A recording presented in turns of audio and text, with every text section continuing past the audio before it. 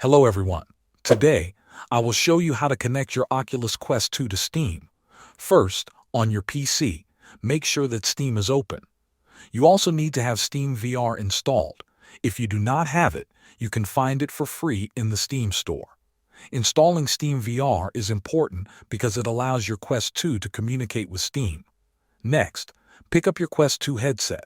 From the main menu, go to the Meta Horizon store. In the search bar, type Steam Link. Once you find the app, select it and install it on your headset. After installation, launch Steam Link from your headset. The app will start scanning for your PC. Make sure your PC and headset are on the same Wi-Fi network. Once your PC appears in the list, select it. Now, go to your computer. Open Steam if it is not already open. Click Steam in the top left corner, then choose Settings.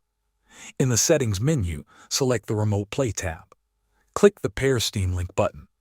You will see a box to enter a code. Take the pairing code shown in your headset and type it into this box, then click Confirm. Once the pairing is complete, your Quest 2 is connected to Steam.